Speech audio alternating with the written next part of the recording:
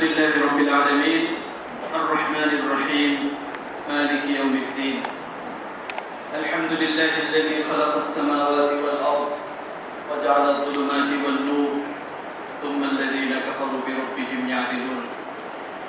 الحمد لله الذي أنزل على عبده الكتاب ولم يجعل له عوجا قيما لينذر بأسا شديدا من لدنه ويبشر المؤمنين الذين يعملون الصالحات أن لهم أجرا حسنا ماكثين فيه أبدا وينذر الذين قالوا اتخذ الله ولدا. الحمد لله فاطر السماوات والأرض جاعل الملائكة رسلا أولي أجنحة مثنى وثلاث ورباع يزيد في الخلق ما يشاء إن الله على كل شيء قدير. اللهم لك الحمد كما ينبغي بجلال وجهك وعظيم سلطانك. اللهم لا نحصي ثناء عليك أنت كما أثنيت على نفسك. اللهم أنت ربي لا إله إلا أنت خلقتني وأنا عبدك وأنا على عهدك ووعدك ما استطعت أعوذ بك من شر ما صنعت أبوء لك بنعمتك علي وأبوء بذنبي فاغفر لي فإنه لا يغفر الذنوب إلا أنت. سبحانك لا علم لنا إلا ما علمتنا إنك أنت العليم الحكيم. والصلاة والسلام على رسول الله الذي بعثه الله تعالى بين يدي الساعة إلى كافة الناس بشيرا ونذيرا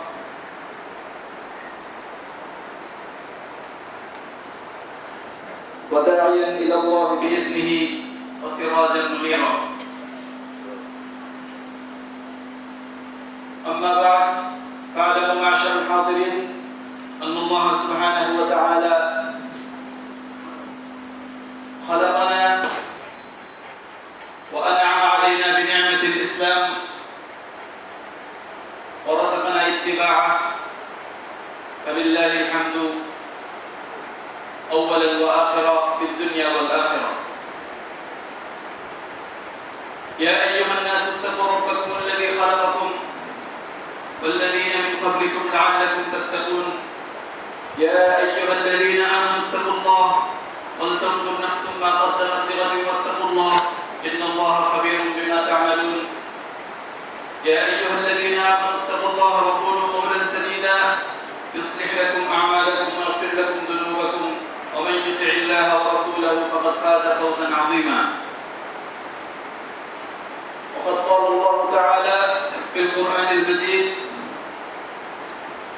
أعوذ بالله من الشيطان الرجيم بسم الله الرحمن الرحيم. الحج أشهر معلومات فمن فرض فيهن الحج فلا رفث ولا فسوق ولا جدال في الحج. وقال تعالى وقطعناهم في الأرض أمما منهم الصالحون ومنهم دون ذلك وبلوناهم بالحسنات والسيئات لعلهم يرجعون. وقال النبي صلى الله عليه وسلم من صام رمضان ثم أتبعه بست من شوال كان كمن صام الدهر كله.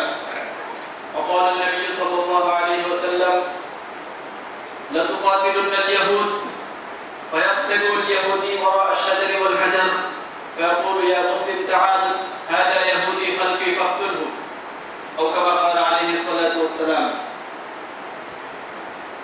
معزز محترم মুসল্লিয়ান কিরাম, আল্লাহ তাআলার দরবারে অসংখ্য অগণিত শুকর আদায় করছি যে মহান রব্বুল আলামিন আমাদেরকে এই শাওয়াল মাসের দ্বিতীয় জুমায় উপস্থিত হওয়ার তৌফিক দান করেছেন। সকলে বলি আলহামদুলিল্লাহ। আল্লাহ তাআলা এটা একটা রীতি, আল্লাহ তাআলা মানুষকে রুচির মধ্যে যেমন বৈচিত্র্য দিয়েছেন, মানুষ একই অবস্থায় চলতে অভ্যস্ত না, তার রুচিতে বৈচিত্র্য আছে। আল্লাহ তাআলা আমাদেরকে ইসলাম যেহেতু স্বভাব ধর্ম দীনুল ফিতরা, মানুষের স্বভাবের বাইরে ইসলামের মধ্যে কিছুই নেই। মানুষের স্বভাব যেমন ইসলামটাও ঠিক তেমনই হবে। আল্লাহ তাআলা ইবাদতের মধ্যেও তেমনি বৈচিত্র্য দান করেছেন। দীর্ঘ একটি মাস আমরা এক ধরনের ইবাদতের মধ্যে ছিলাম, সিয়াম সাধনার মধ্যে ছিলাম। এই একটি মাস ইবাদত করতে করতে আমরা ক্লান্ত হয়ে গিয়েছি, এরকম নয়, কিন্তু তবুও আল্লাহ তাআলা আমাদেরকে এখান থেকে অন্য আরেক ধরনের ইবাদতের সুযোগ করে দিয়েছেন। সিয়ামের তিথি টেনেছেন। রমজানের পরে যে মাসটি শুরু হয় আরবি ক্যালেন্ডার অনুযায়ী এটা হচ্ছে শাওয়াল মাস। আর আল্লাহ তাআলা পবিত্র কোরআনের কারীমের মধ্যে ইরশাদ করেন, আল হজ্জু আশহুরুম মা'লুমাত, যে হজের মাসগুলো সুনির্দিষ্ট। আর নবী সাল্লাল্লাহু আলাইহি ওয়াসাল্লাম এই আয়াতের ব্যাখ্যা করেছেন যে হজের মাস হচ্ছে শাওয়াল থেকে শুরু, শাওয়াল, যুলকাদা এবং আশরুল মিন জিলহিজ্জা। এই আড়াই মাস আল্লাহ তাআলা নির্দিষ্ট করে দিয়েছেন আরেক ধরনের ইবাদতের জন্য, হজের প্রস্তুতি নেওয়ার জন্য। এই শাওয়াল মাস থেকে আল্লাহ তাআলা হজের প্রস্তুতি নেওয়ার নির্দেশ দিয়েছেন। তো আরেক ধরনের ইবাদত আমাদের সামনে আসছে। ইসলাম যে মৌলিক কয়েকটি ভিত্তির উপর প্রতিষ্ঠিত, এর মধ্যে একটি তো আমরা দৈনন্দিন পালন করি, 5 ওয়াক্ত নামাজ। আরেকটি আমরা বার্ষিকভাবে পালন করি, মাহে রমজানের রোজা এবং যাকাত, এটাও আমরা বার্ষিকভাবে আদায় করি। তাও সবাই না, খুবই স্বল্প সংখ্যক মানুষ। এরপর হজ, এটা তো আরো স্বল্প সংখ্যক মানুষের তৌফিকে বলায়। আল্লাহ তাআলা আমাদেরকে এই যে ইবাদতের বৈচিত্র্য দিয়েছেন, ভিন্ন ভিন্ন ধাঁচের ইবাদত দিয়েছেন, আল্লাহ তাআলার দরবারে আমরা হাজার শুকর আদায় করছি। তিনি আমাদেরকে শারীরিক ইবাদত যেমন আদায়ের তৌফিক দিয়েছেন, শরীর দিয়ে ইবাদত এটা সবাই করতে পারে, আবার আর্থিক ইবাদতের তৌফিক দিয়েছেন। যাদের অর্থ সম্পদ রয়েছে তারা সেই ইবাদত আদায় করে, অন্যরা সেটার উপকার ভোগ করে। তো আল্লাহ তাআলা এই হজের মাস শাওয়াল থেকে শুরু করেছেন। আর নবী সাল্লাল্লাহু আলাইহি ওয়াসাল্লাম ঘোষণা করেছেন যে শাওয়ালের আরেকটি আমল, যেটা আমরা বিগত জমাতে আলোচনা করেছি, অনেকেই হয়তো এটা শেষ করে ফেলেছেন, আর যারা শুরু করেননি তাদেরকে স্মরণ করিয়ে দেওয়ার জন্য সেই হাদিসটি আবার উল্লেখ করছি।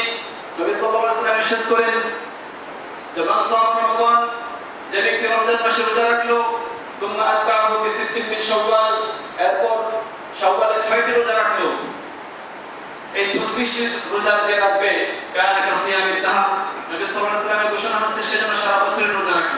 সুবহানাল্লাহ। কারণ আল্লাহ তাআলা অপার নিয়ামত আমরা ভোগ করছি। আল্লাহ তাআলা এই উম্মতকে এমন অপরন্ত সুযোগ দিয়েছেন, একটি ইবাদত করলে 10টি নেকি পাওয়া যাবে। মান জাআ বিল হাসানাতি ফালাহু আশরু আমসালিহা, 36 10 এ 360 দিন হয়। এরপর বাকি থেকে 5টি দিন, 365 দিনের মধ্যে ওই 5 দিন তো রোজা রাখা নিষিদ্ধই। সিয়াম ঈদুল ফিতরের দিন, এরপরে কুরবানির ঈদের সময় বাকি 4 দিন, এই 5 দিন রোজা রাখা তো হারাম। এছাড়া বাকি সময় পুরোটাই যেন আমাদের রোজা রাখার সওয়াবে পরিণত হতে পারে, সেই উদ্দেশ্যেই নবী সাল্লাল্লাহু আলাইহি ওয়াসাল্লাম এই সুযোগটি আমাদেরকে দিয়েছেন। মাত্র 6টি রোজা যারা রেখেছে আলহামদুলিল্লাহ, আর যারা এখন শুরু করতে পারেনি অবশ্যই আমরা শুরু করে দিই। এই 6টি রোজার সুযোগ থেকে যেন আমরা কেউ বঞ্চিত না হই। আমরা সবাই এটা রাখার চেষ্টা করবো ইনশাআল্লাহ। 30টি রোজা যে রাখতে পারলো তার জন্য 6টি রোজা রাখার কোনো ব্যাপারই না। এভাবে নিজেকে প্রস্তুত করতে হবে যে ইবাদতের আল্লাহ তাআলা তো লা ইউকাল্লিফুল্লাহু নাফসান ইল্লা উসআহা, সাধ্যের বাইরে কোনো ইবাদত আল্লাহ তাআলা ফরজ করেন নাই। রোজা রাখা, 6টি রোজা রাখা, যত ইবাদতই আল্লাহ তাআলা ফরজ করেছেন, উৎসাহ দিয়েছেন, এই সবগুলি আমাদের সাধ্যের মধ্যে। আল্লাহ তাআলা আমাদেরকে এই শাওয়ালের 6টি রোজা রাখার তৌফিক দান করুন। সকলে বলি আমিন। আমিন। এরপর মাহে রমজানের দ্বারা আমরা যে শিক্ষাগুলি অর্জন করেছি, সেই শিক্ষাগুলো সারা বছর যেন আমরা ধারণ করতে পারি, সেজন্য আল্লাহ তাআলার তৌফিক চাওয়া, এটা ওই মাসের গুরুত্বপূর্ণ আমল। আমাদের সালফে সালেহীন যারা ছিলেন তারা বছরের 5টি মাস অপেক্ষা করতেন রমজান কবে আসবে। এরপর রমজান যখন এসে গেল তখন কোমরে গামছা বেঁধে নেমে পড়তেন ইবাদতের জন্য। 5টি মাস শুধু দোয়া করতেন, আল্লাহ রমজানে যে ইবাদত আমরা করেছি দয়া করে তুমি এটা ফিরিয়ে দিও না, ব্যর্থ করে দিও না, কবুল করে নাও। আর যাদের ইবাদতের তৌফিক হয়নি তারা পরবর্তী রমজানের জন্য অপেক্ষা করতে পারি, আল্লাহ তাআলা যেন আমাদেরকে মাহে রমজানের শিক্ষাকে বছরব্যাপী ধারণ করার তৌফিক দান করেন। আমিন। মাহে রমজানের প্রকৃত শিক্ষা যেটা পবিত্র কোরআন ঘোষণা করেছে, আল্লাহ তাআলা ইরশাদ করেন, কুতিবা আলাইকুমুস সিয়ামু কামা কুতিবা আলাল্লাযীনা মিন ক্বাবলিকুম লাআল্লাকুম তাত্তাকুন। প্রকৃত শিক্ষা এক শব্দে আল্লাহ তাআলা ঘোষণা করেছেন। আল্লাহর বাণী এমনই হয়, এক শব্দের মধ্যে এক সমুদ্র থাকে। আল্লাহ তাআলা সিয়াম সাধনার একটি লক্ষ্য বলেছেন, সেটা হচ্ছে লাআল্লাকুম তাত্তাকুন, যাতে তোমরা মুত্তাকি হয়ে যেতে পারো, যাতে তোমাদের অন্তরে আল্লাহ তাআলার ভয় চলে আসে। এটা নিশ্চিত যারা রোজা রেখেছেন তাদের তাকওয়ার মান এর আগের অবস্থা থেকে নিশ্চয়ই উন্নত হয়েছে, এটা সবাই অনুভব করতে পারি আমরা।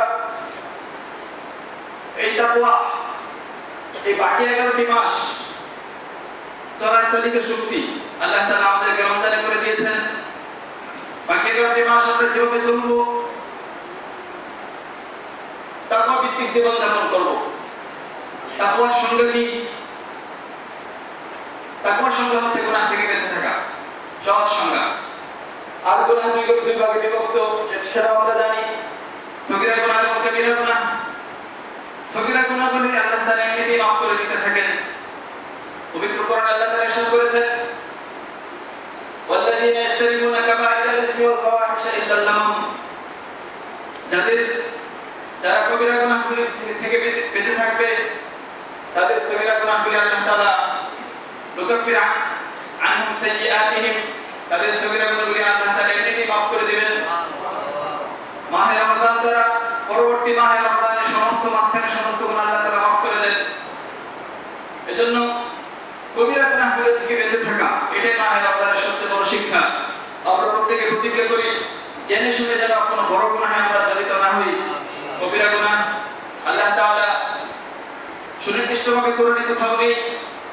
সাহাবায়ে কেরাম বিভিন্ন মনীষীদের বক্তব্য রয়েছে, নবী সাল্লাল্লাহু আলাইহি ওয়াসাল্লাম বিভিন্ন হাদিসে, কোন হাদিসে 7টি, কোন হাদিসে 3টি, কোন হাদিসে আরো বেশি উল্লেখ করা হয়েছে।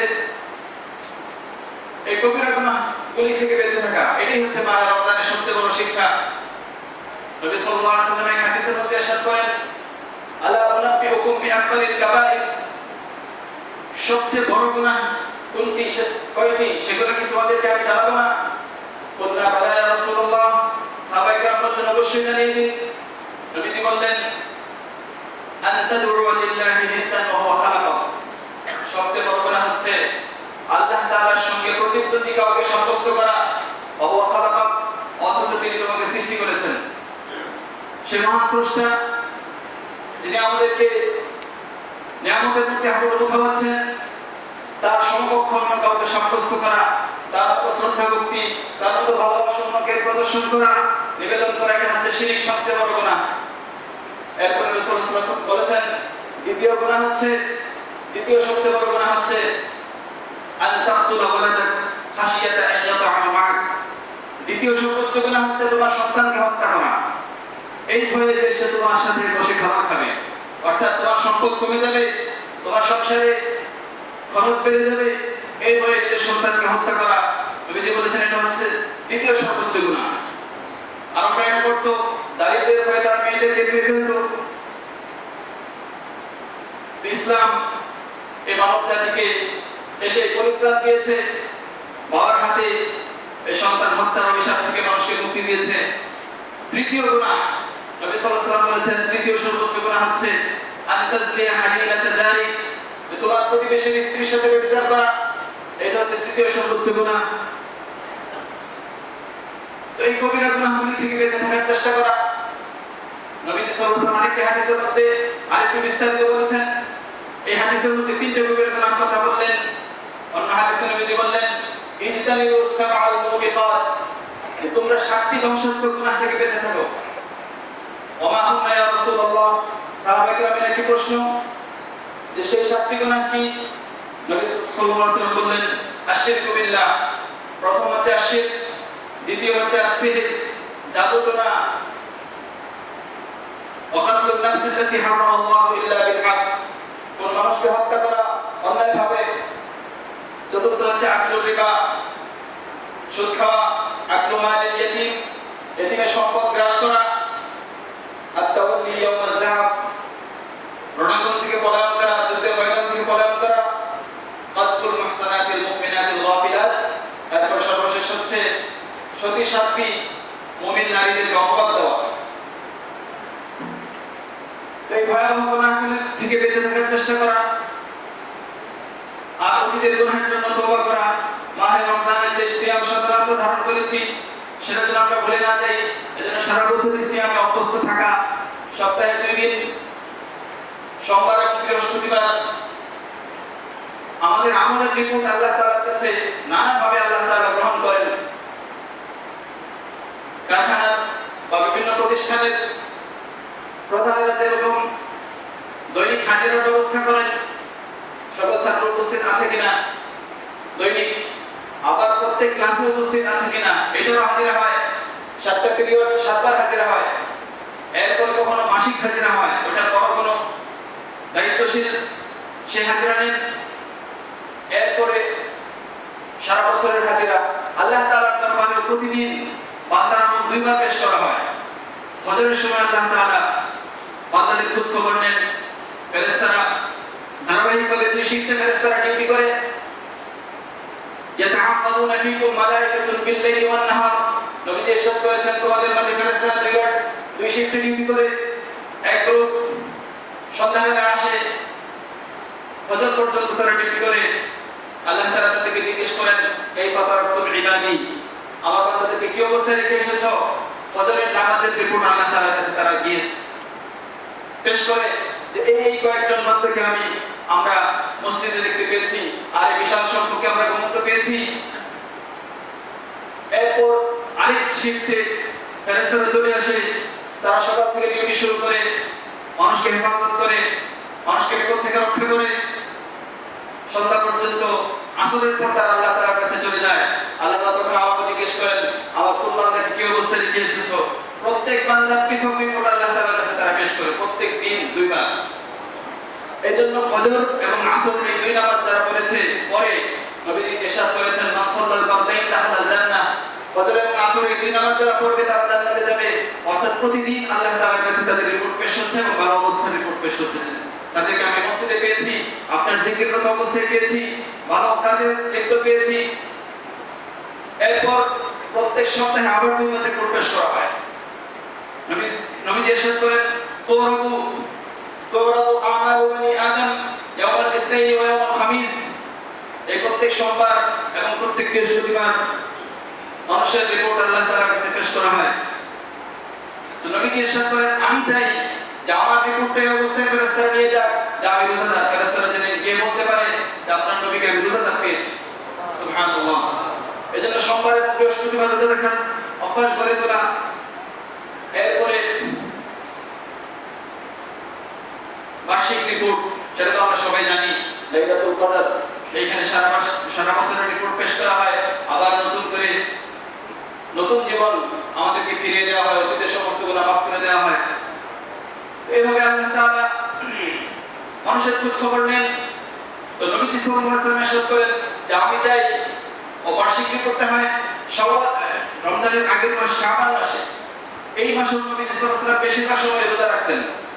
হাদিসের মধ্যে এভাবে এসেছে নবীজি শাবান মাসে, যে মাস আমরা রমজানের আগে পার করে এসেছি, এত বেশি রোজা রাখতেন যে মনে হতো পুরো মাসটাই তিনি রোজা রাখছেন। রমজান এবং শাবানকে পৃথক করা যেত না। শেষের 2-3 দিন দিয়ে শুধু পৃথক করা যেত যে না এটা রমজান না। এছাড়া পুরো মাসটাই তিনি রোজা রাখতেন। সাহাবায়ে কেরাম জিজ্ঞেস করছিলেন এত রোজা এই মাসে কেন রাখেন? নবীজি একই জবাব দিয়েছিলেন যে এই মাসে বার্ষিক রিপোর্ট পেশ করা হয় বনি আদমের। আমি চাই ফেরেশতারা যেন ওই বার্ষিক রিপোর্টকারী ফেরেশতারা যেন গিয়ে আমার কথা বলতে পারে যে আমরা রোজাদার অবস্থায় আপনার নবীকে পেয়েছি। নবী সাল্লাল্লাহু আলাইহি ওয়াসাল্লামের এই পরিমাণ আগ্রহ ছিল আমলের, অথচ তিনি কি তার তো আল্লাহ তাআলা অতীত ভবিষ্যৎ সমস্ত গুনাহ মাফ করে দিয়েছেন। ইবাদতের প্রতি তার এত আগ্রহ ছিল। লিয়াগফিরা লাকাল্লাহু মা তাকাদ্দামা মিন যানবিকা ওয়া মা তাআখার। অতীত বর্তমান সমস্ত গুনাহ আল্লাহ তাআলা ক্ষমা করে দিয়েছেন। আবার নবীরা তো গুনাহই করেন না, সামান্য যতটুকু হয়ে যায় সেটা গুনাহ না। এটাও আল্লাহ তাআলা অতি বর্তমান সব মাফ করে দেওয়ার পর নবীজির আমলের প্রতি এত আগ্রহ ছিল। আর আমাদের অবস্থা কি? গুনাহে জর্জরিত, কিন্তু নেকির পাল্লা বাড়ানোর কোনো ইচ্ছা কাজ করে না। এজন্য প্রতি সপ্তাহে 2 দিন রোজা রাখা, এটা অভ্যাস বানিয়ে ফেলি, তাহলে রমজানকে আমরা ভুলে যাব না। রমজানের সেই মধুর স্মৃতিগুলি আমাদের ফিরে আসবে, আবার রমজান পাওয়ার ইচ্ছা আমাদের ভিতরে জাগ্রত হবে। আল্লাহ তাআলা আমাদেরকে এই সাপ্তাহিক রোজা করে রাখার তৌফিক দান করুন। আমিন। এরপর আমি যে আয়াত তেলাওয়াত করেছি, আল্লাহ তাআলা ইরশাদ করেন, وَقَطَّعْنَاهُمْ فِي الْأَرْضِ أُمَمًا مِنْهُمُ الصَّالِحُونَ وَمِنْهُمْ دُونَ ذَلِكَ وَبَلَوْنَاهُمْ بِالْحَسَنَاتِ وَالسَّيِّئَاتِ لَعَلَّهُمْ يَرْجِعُونَ। আল্লাহ তাআলা আমাদেরকে শ্রেষ্ঠ উম্মত বানিয়েছেন।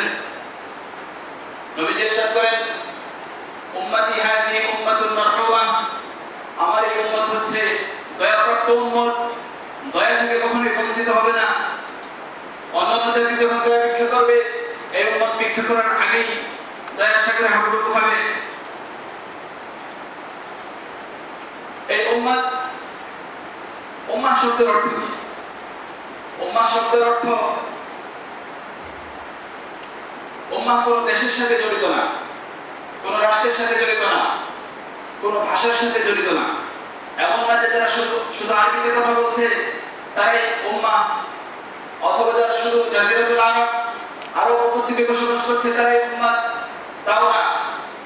অথবা যারা শুধু প্রথম 3 শতাব্দীতে ছিল তারাই উম্মত, তাও না। উম্মাহ শব্দের অর্থ হচ্ছে যাদের বিশ্বাস এবং যাদের কর্ম এক, পৃথিবীর যেখানে সে বসবাস করুক, যে যুগে বসবাস করুক, যে ভাষায় সে কথা বলুক, এই হিসেবে কোন মুসলিম জাতি একটি উম্মাহ। আল্লাহ তাআলা ইরশাদ করেন, ইন্না হাদিহি উম্মাতুকুম উম্মাতান ওয়াহিদা ওয়া আনা রাব্বুকুম ফা'বুদুন। এই যে পুরা 200 কোটি মুসলমান, 180 কোটি, 150 কোটি, যে হিসাবে ধরুন, এই পুরাটা মিলে আল্লাহ তাআলা বলেন, ইন্না হাদিহি উম্মাতুকুম উম্মাতান ওয়াহিদা, এই পুরা 200 কোটি মানুষ মিলে একটি উম্মত, আর আমি হচ্ছে তোমাদের সবার রব, সুতরাং আমাকে ভয় করো, আমার ইবাদত করো। কিন্তু আমাদের অবস্থা হচ্ছে এই, আমরা শুধু আমাদের অঞ্চলের মানুষকে নিজেদের মানুষ মনে করি। আমাদের অঞ্চল অর্থাৎ আমার বাড়ি যদি হয় বাংলাদেশের কোন নির্দিষ্ট জেলায়, বাংলা, এই আমাদের দেশের অবস্থা, যে আমার বাড়ি যদি হয় পুরো জেলার নাম নাই এই বলছি, এরপরে পাশে যে তার বাড়ি যদি সেই জেলায় হয় তাহলে সে আমার আপন, এছাড়া সে আমার আপন না। এত খণ্ডিত, এত সংকীর্ণ হয়ে গেছে আমাদের মানসিকতা। অথচ আল্লাহ তাআলা ঘোষণা দিচ্ছেন, পুরো বিশ্ব মানবতা, পুরো বিশ্ব মুসলিম মিলে একটি জাতি, এই সবাই তোমার আপন, কেউ তোমার পর নয়। আর নবীজি এটার ব্যাখ্যা দিয়েছেন এভাবে, নবীজি বলেছেন, তারাল মুমিনিন ফি তারাহুমিহিম ওয়া তাআতুফিহিম ওয়া তাওয়াদ্দিহিম কামাথালিল জাসাদিল ওয়াহিদ। মুসলমানদেরকে তুমি দেখতে পাবে, মুসলমানদের অবস্থা এই হবে, তারা পারস্পরিক সুখে দুঃখে, সহমর্মিতায়, সাহায্য সহযোগিতায় একটি শরীরের ন্যায়। নবীজির ব্যাখ্যা, নবীজি এক উম্মতের ব্যাখ্যা দিচ্ছেন, কামাথালিল জাসাদিল ওয়াহিদ, একটি শরীর। আপনি নিজের শরীরের দিকে তাকান, এই হাত কি আপনার হাত নয়? হ্যাঁ, এই হাত আমার হাত, এই হাতে ব্যথা পেলে আমি ব্যথা পাই, সুতরাং এটা আমার হাত। আরেকজনের হাতে ব্যথা পেলে আমি ব্যথা পাই না, কারণ সেটা আমার হাত না, সেটা আমার শরীর না, তাই না? আরেকজনের হাতে ব্যথা পেলে তো আমি ব্যথা পাই না, কারণ সেটা আমার শরীর না। আমার শরীর, এটা আমি বুঝি কিভাবে? যে আমার হাতে, আমার পায়ে ব্যথা পেয়েছি, ব্যথা পাচ্ছি, সুতরাং এটা আমার। আরেকজন ব্যথা পেয়েছে, এটা আমার লাগে নাই, সুতরাং সেটা আমার না। নবীজি পুরা উম্মতকে একটি শরীর বলেছেন। পুরা উম্মত, আরব হোক, আফ্রিকান হোক, ভারতীয় হোক, বাংলাদেশি হোক, যে দেশেই হোক না কেন, নবীর অনুসারী যদি সে হয়, পুরোটা মিলে একটি জাতি, একটি উম্মত। এর অর্থ হচ্ছে একটি শরীর। একটি উম্মত বলতে কঠিন লাগে, একটি শরীর। একটি শরীরের প্রতিটা অঙ্গ যেমন নিজের কাছে পরিচিত, প্রতিটা অঙ্গের সুবিধা অসুবিধা যেমন নিজের কাছে যেমন পরিষ্কার থাকে, নবীজি বলেছেন পুরা মুসলিম জাতিটা হচ্ছে এমন। আল্লাহ তাআলার কাছে এজন্য সারা মুসলিম বিশ্ব আজকে উদ্বিগ্ন মসজিদুল আকসার বিষয়ে। আক্রান্ত মসজিদুল আকসা এটা শুধু এমন না যে আরবদের ব্যাপার, ফিলিস্তিনিদের ব্যাপার। কোরআন পড়লে আপনি অবাক হবেন, কোরআন শুধু কোরআন, এই নামাজ, রোজা, হজ, যাকাত এগুলিতে কোরআন ভরপুর, এটাকে বলতে পারবেন না। এগুলি কোরআনে আছে কিন্তু খুবই সীমিত। বৃহৎ পৃষ্ঠার আলোচনা, ব্যাপক পরিসরে আলোচনা আল্লাহ তাআলা করেছেন ইহুদিদেরকে নিয়ে, মুসলিম জাতির শত্রুদেরকে নিয়ে। আল্লাহ তাআলা ইরশাদ করেন, লাতাজিদান্না আশাদ্দান নাসি আদাওয়াতান, শত্রুদের আল্লাহ তাআলা তারতম্য করেছেন।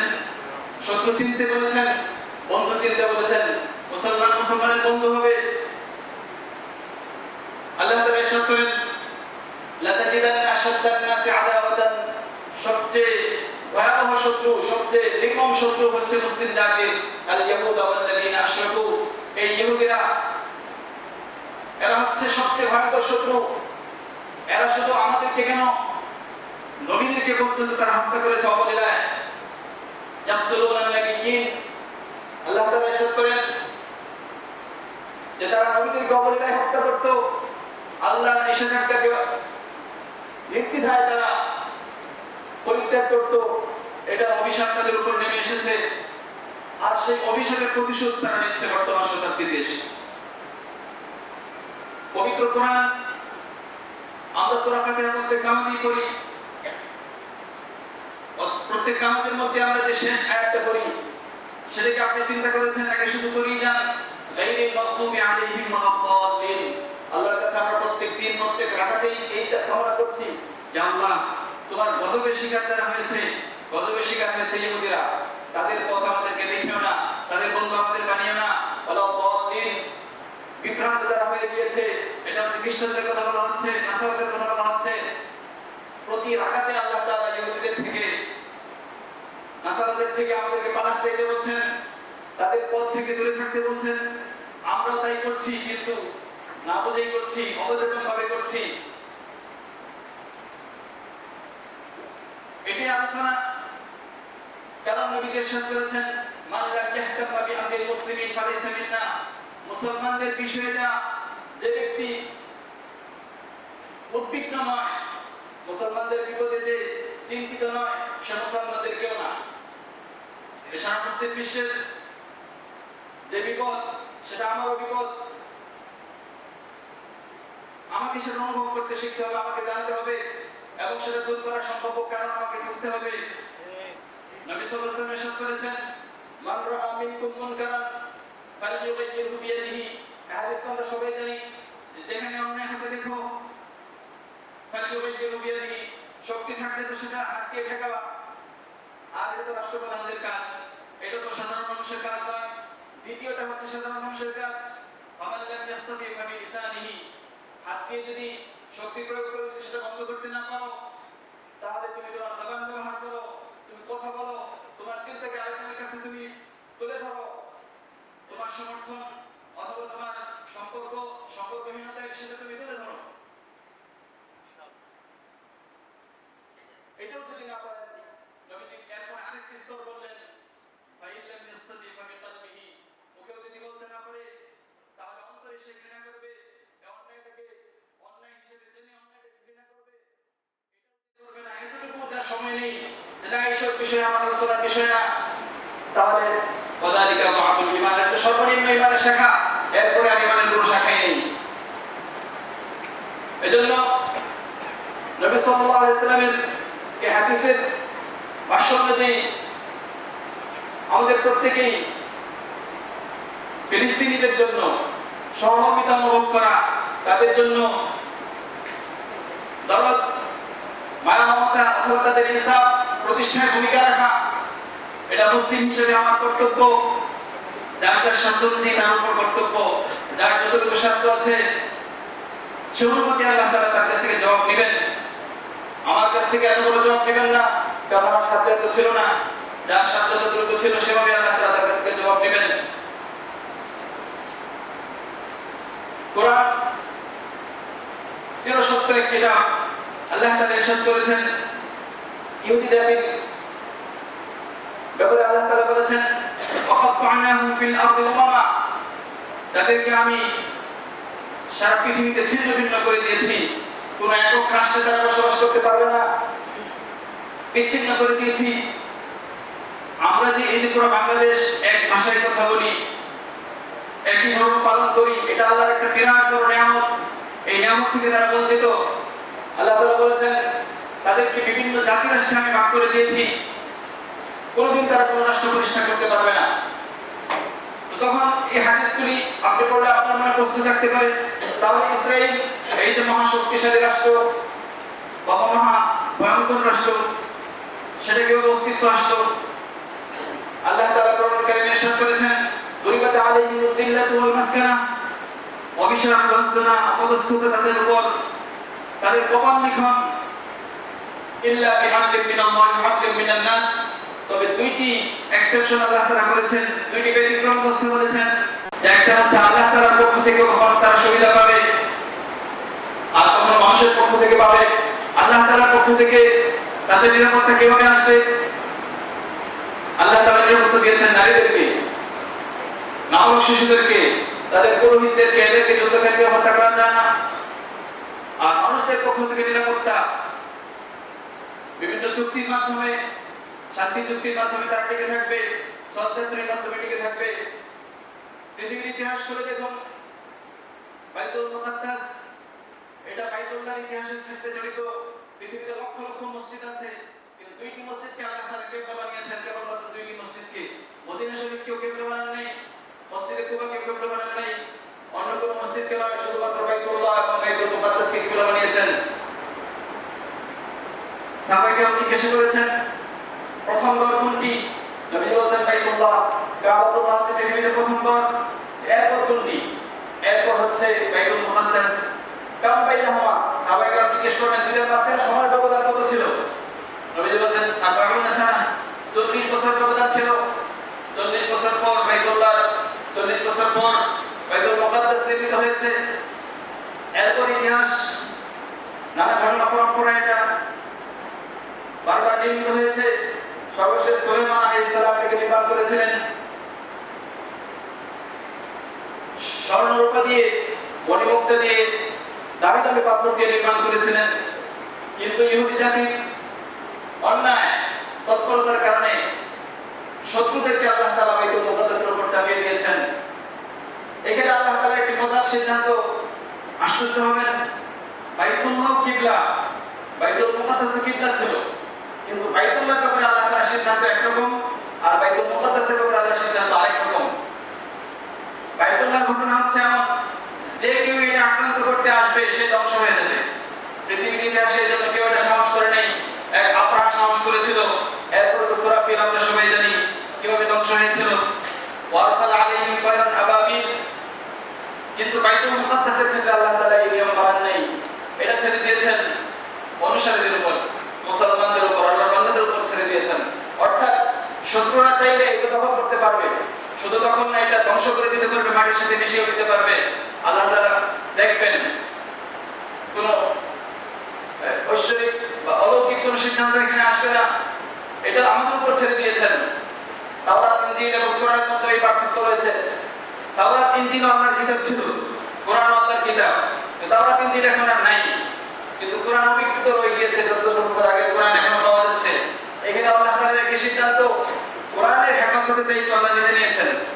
এরপর চেষ্টা চালিয়ে যেতে বলছেন, দেখি কোরআনকে তোমরা বিকৃত করতে পারো কিনা দেখি, কিন্তু কেউ পারেনি। আল্লাহ তাআলা ইরশাদ করেছেন ইন্না নাহনু নাযালনা যিকরা ওয়া ইন্না লাহু লাহাফিজুন। এই কোরআন আমি নাযিল করেছি, আর এর হেফাজতের দায়িত্ব আমি নিলাম। লক্ষ লক্ষ মুসলমান কোরআনের হাফেজ হয়েছে, লক্ষ লক্ষ মুসলমান কোরআনের একটা আয়াত মুখস্থ করাকে গর্বের বিষয় মনে করে। এটা কোত্থেকে আসে? এই ফিলিংস কোত্থেকে আসে? আল্লাহ তাআলা এটা দেন। কিন্তু তাওরাত ইনজিলের ব্যাপারে আল্লাহর সিদ্ধান্ত এমন ছিল না। পবিত্র কোরআনে আল্লাহ তাআলা ইরশাদ করেন ইন্না আনজালনা তাওরাতা ফিহা হুদান ওয়া নূর। আমি তাওরাত এবং ইনজিল নাযিল করেছি, এটার মধ্যে হেদায়েত ছিল, নূর ছিল। ইয়াহকুমু বিহান নাবিয়্যুনা আল্লাযীনা আসলামু লিল্লাযীনা ইয়াহুদ বিমাস্তাহফিযু মিন কিতাবিল্লাহ। সেখানে আল্লাহ তাআলা বলেন এটার হেফাজতের দায়িত্ব আল্লাহ তাআলা তাদেরকে দিয়েছেন। মানুষকে যেহেতু দায়িত্ব দিয়েছেন, আর মানুষ তো ভুল ত্রুটির ঊর্ধ্বে না, মানুষ গাফলতি করে, এই জন্য তাওরাত ইনজিল মানুষের হাতে করে বিকৃত হয়েছে, চরমভাবে বিকৃত হয়েছে। তাওরাতের মধ্যে আল্লাহ তাআলার বাণী খুঁজে পাওয়া যায় না, কিন্তু কোরআন এখানে ব্যতিক্রম। এটা কেউ একজন লোকটাও পরিবর্তন করতে পারে নাই, পাঠ পদ্ধতি পরিবর্তন করতে পারে নাই। সারা পৃথিবীতে একই ভঙ্গিতে মুসলমানরা কোরআন পড়ে, একই অক্ষরে কোরআন পড়ে, একই পদ্ধতিতে লেখে। আল্লাহ তাআলা এগুলো হেফাজত করেছেন, কিন্তু বাইতুল মুকাদ্দাস যেটা বলছিলাম সেটা হেফাজতের দায়িত্ব আল্লাহ তাআলা এভাবে নেন নাই। বাইতুল্লাহকে যেভাবে নিয়েছেন ওটা ছেড়ে দিয়েছেন মুসলমানদের উপর। ওমর রাদিয়াল্লাহু আনহু সর্বশেষ সেটাকে মুসলমানদের হাতে এনে দিয়েছিলেন। এরপর বারবারই সেটা তারা আক্রান্ত হয়েছে। শেষ জামানায় আল্লাহ তাআলার আরেকটি সিদ্ধান্ত রয়েছে এবং সেটা বাস্তবায়নের পথে। নবী সাল্লাল্লাহু আলাইহি ওয়াসাল্লাম ইরশাদ করেন যে শেষ পৃথিবী তো শেষের দিকেই যাচ্ছে, সর্বশেষ নবী যেহেতু এসে গিয়েছেন, এরপরে আর কতদিনই বা টিকবে পৃথিবী। এখন যে সর্বশেষ করোনা, এই যে মহামারী, এটা হচ্ছে ওইটারই একটা আলামত। কিয়ামতের এই আলামতের মধ্যে অন্যতম একটা আলামত এটি, একটি মহামারী আসবে। এই মহামারীতে পৃথিবীর 1/3 মানুষ মারা যাবে, এরপরে বাকি 1/3 মারা যাবে মহামারী পরবর্তী যুদ্ধে। এরপরে থাকবে বাকি অবশিষ্ট 1/3। তারাই বেঁচে থাকবে। তাদের সময় ইমাম মাহদী আলাইহিস সালাম আসবেন, দাজ্জাল আসবে, ঈসা আলাইহিস সালাম আসবেন। এটা হচ্ছে ওই সর্বশেষ শেষ 1/3। এখন যে মহামারী, এটা তো মনে করা গিয়েছিল যে 6 মাসে শেষ হয়ে যায়, 5 মাসে শেষ হয়ে যায়, কিন্তু না, এটা শেষ হচ্ছে না। ভবিষ্যৎ তো আল্লাহ তাআলা জানেন, কিন্তু অবস্থা দৃশ্যমান হচ্ছে সেটা ধারাবাহিকতা শুরু হয়ে গিয়েছে। এটা যদি আল্লাহ তাআলা আরেকটু বেগবান করে দেন, 1/3 মানুষ মরে যাওয়া এটা অসম্ভবের কিছুই নয়। শেষ জামানার আলামত শুরু হয়ে গিয়েছে। আর শেষ জামানার একটা অন্যতম আলামত এটিও যে ইহুদিরা সারা পৃথিবীতে ছিন্ন ভিন্ন আল্লাহ করে দিয়েছিলেন। তাদেরকে আল্লাহ তাআলা একটি জায়গায় একত্রিত করবেন যাতে ঈসা আলাইহিস সালামের জন্য তাদেরকে মারা সহজ হয়। পুলিশ যদি চোরকে ধরতে দৌড়াইতে হয় তাহলে পুলিশের কষ্ট হয়। এক যে সচ্ছলরা এক জায়গায় একত্রিত হলো, এদেরকে ধরে ধরে শাস্তি দিল। আল্লাহ তাআলা এই পদ্ধতি অবলম্বন করেছেন যে শেষ জামানায় যে ইসরায়েল রাষ্ট্র প্রতিষ্ঠিত হবে, এটা কিয়ামতের অন্যতম একটি আলামত। সারা পৃথিবীতে ইহুদিরা ছড়িয়ে ছিটিয়ে ছিল, এদেরকে ধরে ধরে এক জায়গায় একত্রিত করা হচ্ছে, এদেরকে এখানে বসবাস করতে দেওয়া হচ্ছে যাতে ঈসা আলাইহিস সালাম এদেরকে নিধনের কাজটি সহজে করতে পারেন। এটা কোরআন এবং হাদিসের ভাষ্য এবং আলামত সেদিকেই যাচ্ছে। আলামত যদি নাও থাকতো তবে এর সাথে সত্যই ছিল। আল্লাহ তাআলা আমাদেরকে কোরআন হাদিসের ভাষ্যগুলি বিশ্বাস করার এবং হৃদয়ঙ্গম করার তৌফিক দান করুন। আমিন। শেষ জামানার যে যুদ্ধ হবে, নবী সাল্লাল্লাহু আলাইহি ওয়াসাল্লাম ঘোষণা করেছেন সেই যুদ্ধে লা তুকাতিলুল ইয়াহুদ, নবীজি বলছেন তোমরা অবশ্যই ইহুদিদের সঙ্গে যুদ্ধ করবে। আপনি বলছেন আমি করব না। না, নবীজির ঘোষণা হচ্ছে উম্মতে মুসলিম পুরোটাই যুদ্ধে লিপ্ত হবে। কার সঙ্গে লিপ্ত হবে? ইহুদিদের সঙ্গে যুদ্ধে লিপ্ত হবে। লা তুকাতিলুল ইয়াহুদ, আপনি যারা জানেন নবীজি দুইটা তাকিদ মানে নিশ্চয়তা জ্ঞাপক দুইটা অব্যয় ব্যবহার করেছেন। অবশ্যই অবশ্যই তোমরা যুদ্ধে লিপ্ত হবে ইহুদিদের সাথে। এরপরে ইহুদিরা এমন অবস্থা হবে ফায়াফতাকিউল ইয়াহুদি ওয়ারা আশ-শাজারি ওয়াল হাজার, ইহুদিরা গাছের পিছনে, পাহাড়ের গর্তের পিছনে লুকাবে, পাথরের পিছনে লুকাবে। পাথর গাছ পর্যন্ত তখন মুসলমানদেরকে ডাকবে, তাআল আসো আমার পিছনে ইহুদি লুকিয়ে আছে, এসো তাকে হত্যা করো। এটা বাস্তবে করতে হতে পারে। পাহাড় পর্বতের জবান আল্লাহ তাআলা খুলে দিতে পারেন, গাছের জবান খুলে দিতে পারেন, অথবা অতিরঞ্জনের জন্য এভাবে আল্লাহ তাআলা হয়তো বলেছেন, নবীজি এভাবে বলেছেন যে এদের নির্যাতনে, এদের দুর্দান্তে সারা পৃথিবীর মানুষ এতই বিরক্ত হবে, এত বেশি এদের উপর প্রধান্বিত হবে, সারা পৃথিবীতে যে যেখানে থাকবে এদেরকে হত্যা করার জন্য উঠে পড়ে লাগবে। সেই সময় হয়তো চলে আসছে। এই জন্য নির্যাতিতদের পাশে দাঁড়ানো, আল্লাহ তাআলা মুস্তাদআফিন, এই যে নির্যাতিত শ্রেণী, এদের পাশে দাঁড়ানোতে আল্লাহ তাআলা আদেশ করেছেন। আল্লাহ তাআলা ইরশাদ করেন ওমা লাকুম লা তুকাতিলুনা ফি সাবিলিল্লাহ الله والمستضعفين من الرجال والنساء والولدان الذين يقولون ربنا اخرجنا من هذه القرية الظالم أهلها তোমাদের কি হলো তোমরা কেন সংগ্রাম করছো না বা পাশে দাঁড়াচ্ছ না অবস্থা অনুযায়ী সাধ্য অনুযায়ী তাদের পাশে কেন দাঁড়াচ্ছ না যারা নির্যাতিত হয়ে আছে মিনাল রিজালি ওয়াল নিসাই ওয়াল বিলদান এসব নির্যাতিত নারী পুরুষ এবং শিশুরা যারা পরিত্রাণের জন্য আল্লাহ তাআলার কাছে হাত তুলছে আল্লাযীনা ইয়াকুলুনা রাব্বানা আখরিজনা মিন হাযিহিল ক্বরিয়াতি আয-যালিমি আহলুহা যে আল্লাহ আমাদেরকে এই অত্যাচারীদের হাত থেকে রক্ষা করুন তাদের পাশে কেন দাঁড়াচ্ছে না এই আয়াত কোরআনের এবং সেটা সর্বযুগের জন্য প্রযোজ্য পৃথিবীর সবচেয়ে বেশি নির্যাতিত যে শ্রেণী এদের মধ্যে একটি হচ্ছে ফিলিস্তিনিরা তাদের ব্যাপারে বিশ্ব মিডিয়ায় যথাযথ তথ্য আসে না দাজ্জালের চোখ হবে একটা দুই চোখে সে পৃথিবী দেখবে না মিডিয়ারও চোখে একটি হবে শেষ জমানায় অর্থাৎ তারা শুধু এক চোখে নীতি শুধু মুসলমানদের বিরোধী নীতিতে তারা অভ্যস্ত হয়ে যাবে সারা পৃথিবীর মিডিয়া যারা নিয়ন্ত্রণ করে এভাবেই ওই দাজ্জাল যে এক চোখে নীতি হবে এটা প্রথমে তো এই হাদিস পড়লে আপনার কাছে এটাই মনে হবে দাজ্জাল এক চোখে হবে এটা আক্ষরিক অর্থ সত্য হতে পারে আবার ব্যাখ্যা সাপেক্ষ হতে পারে অর্থাৎ তৎকালীন পরবর্তীতে যে যুগটা আসবে ওই যুগের যে সুপার পাওয়ার থাকবে তারা এক চোখে নীতিতে অভ্যস্ত হবে তারা ইসলামের দৃষ্টিতে অভ্যস্ত হবে না শেষ মুহূর্তে ওই যে পৃথিবীতে তাদের ছিন্ন ভিন্ন হয়েছিল কোনোদিন রাজত্ব করতে পারে নাই শেষ মুহূর্তে তারা শুধু 40 দিনের জন্য পৃথিবীর রাজত্ব পাবে ওই দাজ্জালের অপেক্ষায় তারা আছে 40 দিনের অপেক্ষায় আছে 40 দিন একদিন প্রথম দিন হবে আপনারা জানেন প্রথম দিনকে 8 বছরের ন্যায় সেই শেষ জামানার হাদিসগুলি এখন যত সম্ভব অধ্যয়ন করতে হবে এই ব্যাপারে নিজেদেরকে জাগ্রত করতে হবে নিজের ভিতরে সেই চেতনা সৃষ্টি করতে হবে মুসলিম ভাইদের পাশে দাঁড়ানোর জন্য সাধনা চেষ্টা করতে হবে সারা পৃথিবীতে কত বিষয়ে আমরা ভূমিকা পালন করি তাদের জন্য দোয়া করতে পারি তাদের জন্য সাহায্য সহযোগিতা সম্ভাব্য উপায় তালাশ করে তাদেরকে সাহায্য সহযোগিতা করতে পারি মুসলমানদের ঐক্য সৃষ্টি করতে পারি আল্লাহ তাআলা যেন সমস্ত মুসলমানদেরকে একই পতাকা তলে আবার করে দেন আল্লাহর কাছে এই কামনা আমরা করতে পারি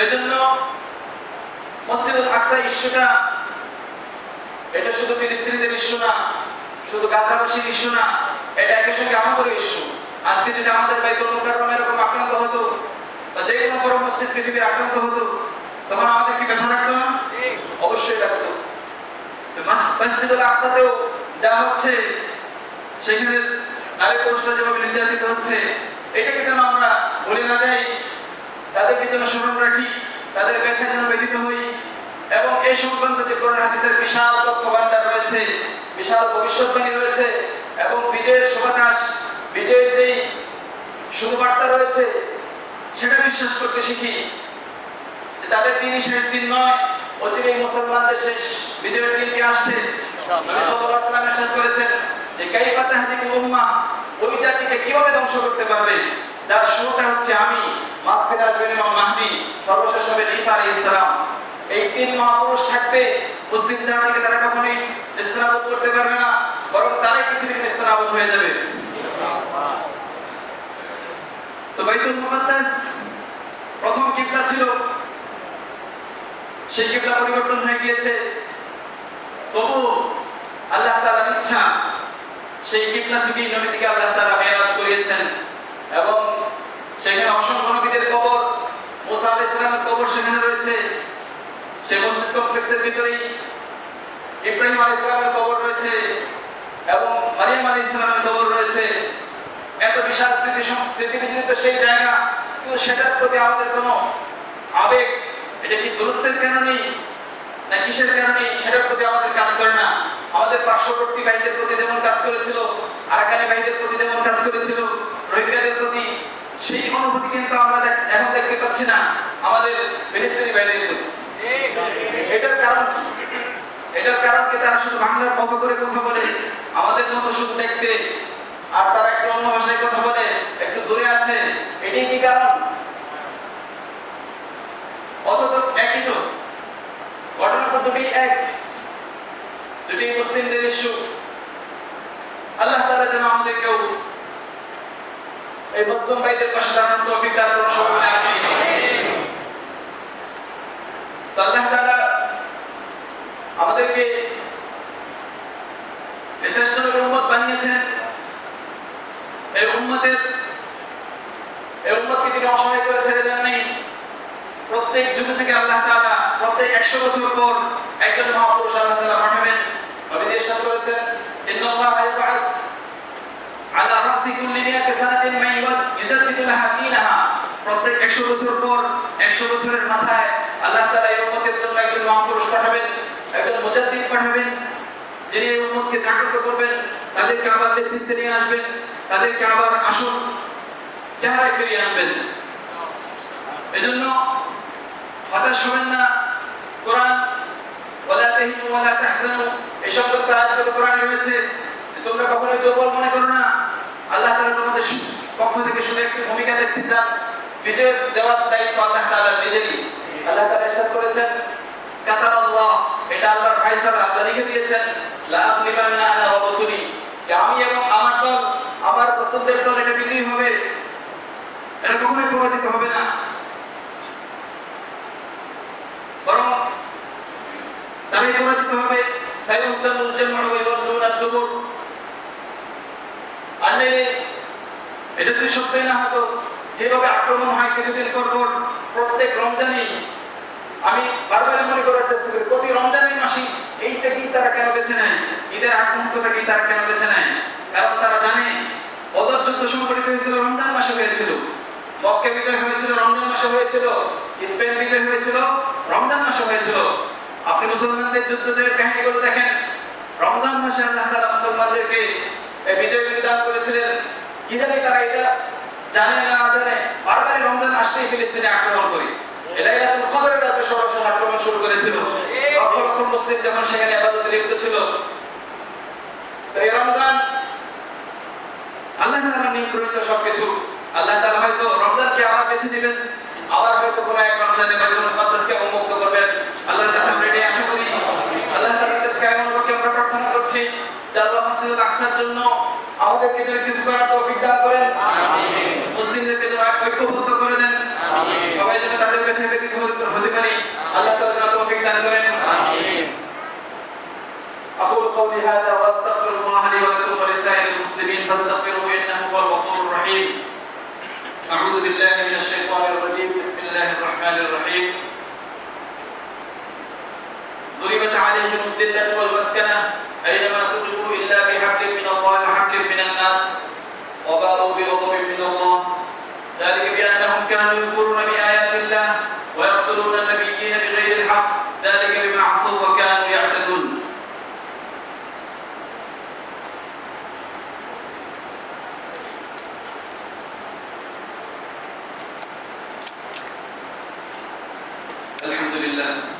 الحمد لله نحمده ونستعينه ونستغفره ونؤمن به ونتوكل عليه ونعوذ بالله من شرور أنفسنا ومن سيئات أعمالنا من يهده الله فلا مضل له ومن يضلل فلا هادي له ونشهد أن لا إله إلا الله وحده لا شريك له ونشهد أن سيدنا مولانا محمدا عبده ورسوله أرسله الله تعالى بالحق بشيرا ونذيرا وداعيا إلى الله بإذنه وسراجا منيرا.